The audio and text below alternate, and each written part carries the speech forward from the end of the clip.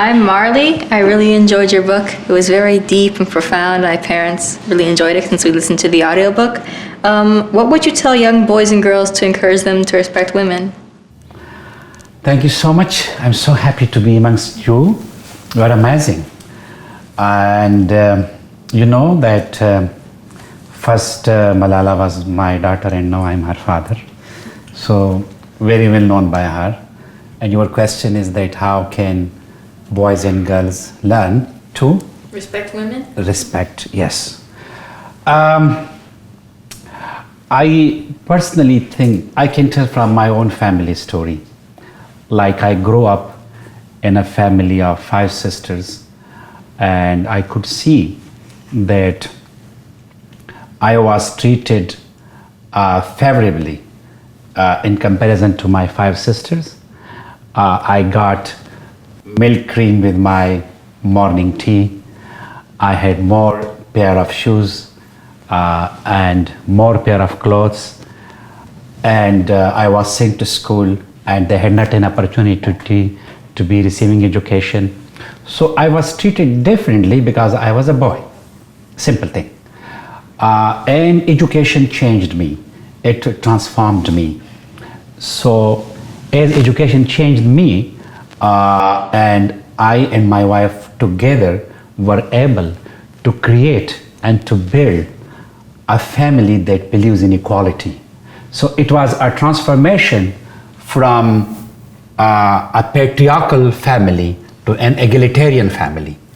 So I personally think that we have 2 very powerful platforms where we can bring this change, where our children learn to respect women and the girls. And these 2 platforms, number 1 is family. That our families, we need to have families who believe in equality, like the one I have. And then the second most important thing is, the most powerful equalizer is education, and especially quality education. The kind of curriculum that inculcate in children the value of equality and gender equality. So, there are many change instruments, but for me, family and education. Through education, we can teach and our children can learn to believe in gender equality and respect for everyone. Hi, I'm Josh Stiefel. I really loved your story. I found it really inspiring. I'm just wondering, what made you question this treatment of Pakistani women, even though you grew up in a patriarchal society in which this was the only way of life that you knew? Yes, like as a child in your age, like you might be like 12, 13, 14, like early teen. Mm-hmm. You're all in that age. So in this age, like you, I was very comfortable. I didn't mind being treated as special person, being a boy in the family. I did not think about it much. But later on, like after completion of my A levels, I became more conscious and more mindful of the situation about the discrimination. And one of my first cousin was bound in a forced marriage, and she could not come out of it because of the social norms. That was one thing. Also, sometime I used to hear about the honor killings, and that really changed my mind. And again, I'll say that education changed me. The first person I came across to stand for this change was me, because I was the part of the patriarchal family, I was the part of the patriarchal society, and the things you learn through generations from your great-grandfathers, great-fathers, from your father, to stand against those social, discriminatory social norms.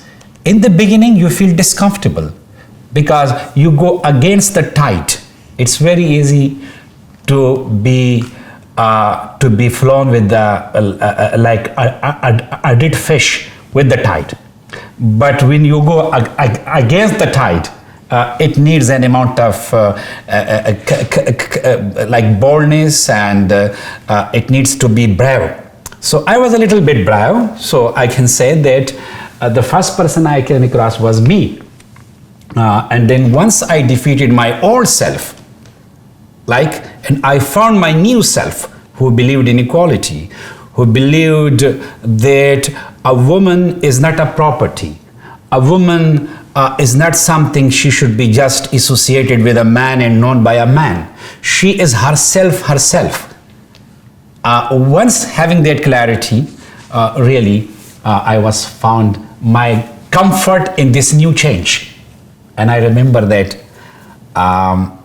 the first person I believed in was my wife. I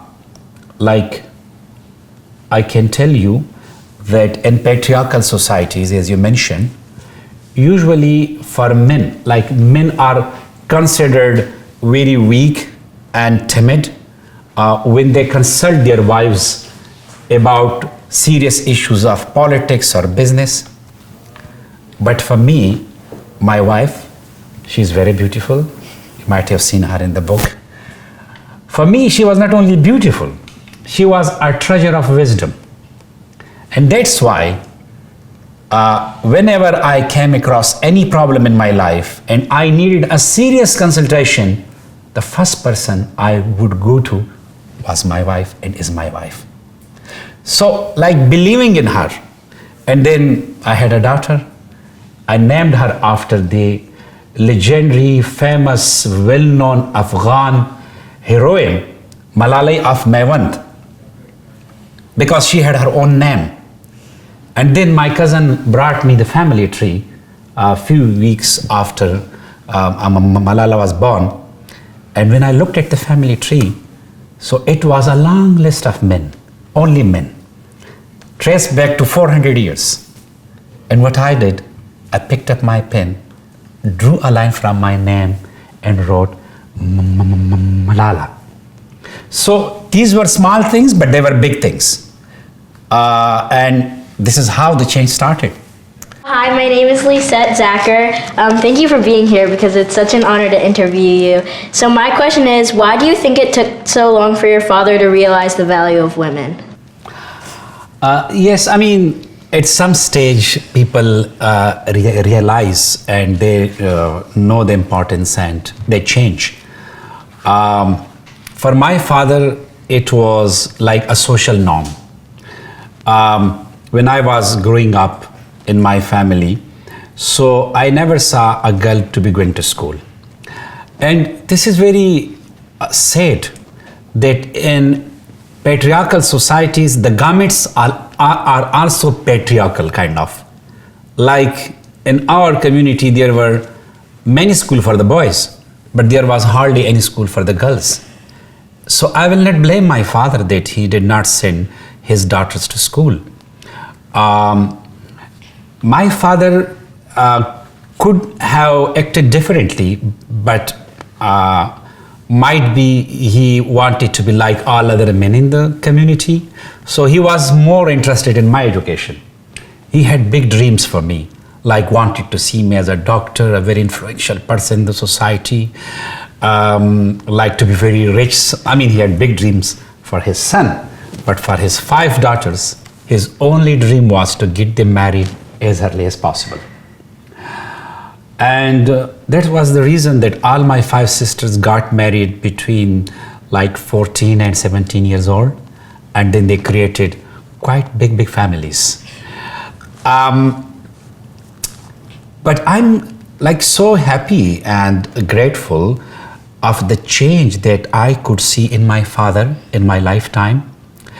Because the man who never thought about the education of his own daughters, when he saw me as a father, that I was like manifesting, or I was very keen about my daughter and his granddaughter, like education and her grooming and her mentorship. He was really inspired.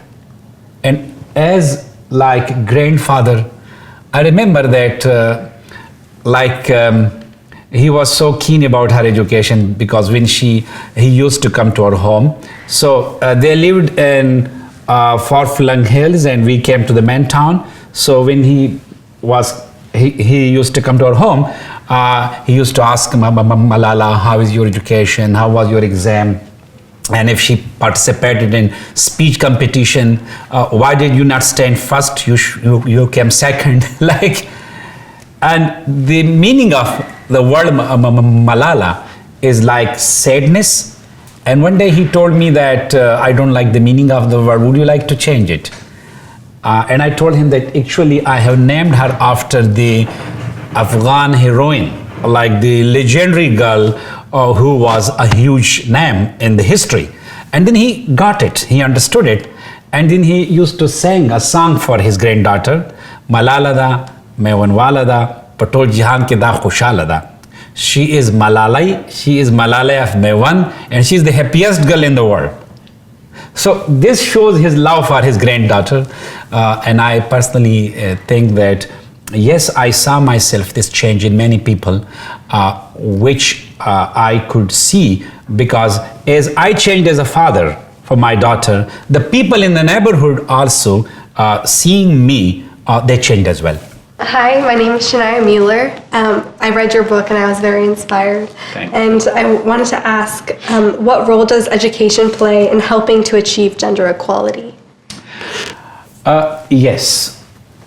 As I mentioned earlier, that education, and I will add a very important word with education, quality education. Quality education is the most powerful equalizer.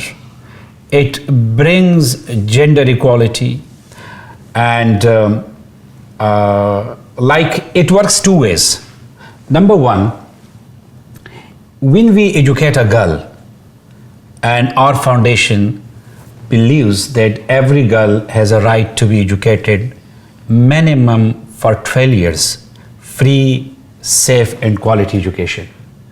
So when girls complete their 12 years of education, so they contribute not only to their own lives, they contribute to the community. And one of the statistics tells us, which our fund has done, that if we educate all girls for 12 years, we add $30 trillion to the world's economy. And if we educate girls for 12 years minimum, we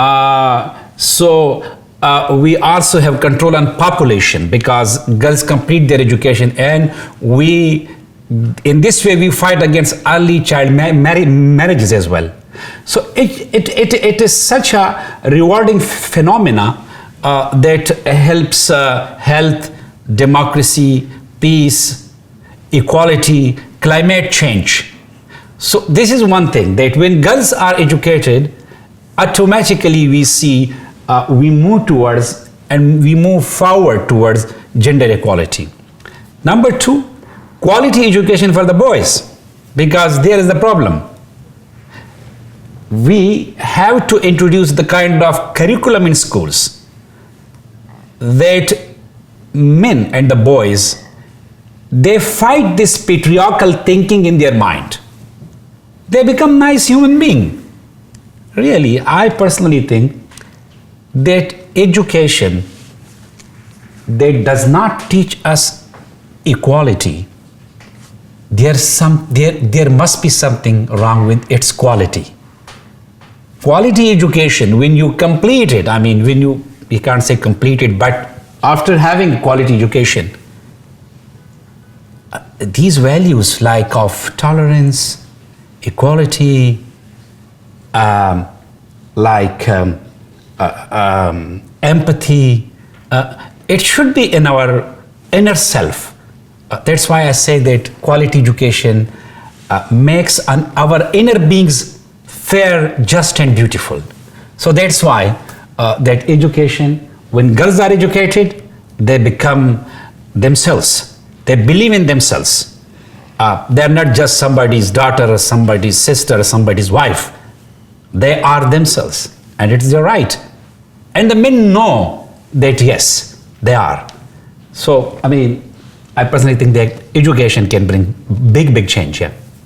I'm Amelia Poor, and it's so incredible to meet you. And I just wanted to ask, what has been the most difficult thing for you being an outspoken activist? The first thing is that when you stand for that change, people they will oppose you. They will drag you down. They won't let you to be a different. And here comes, your resilience and your bravery comes that you say, no, I believe in these values and I will stand for them. And this is how a change starts.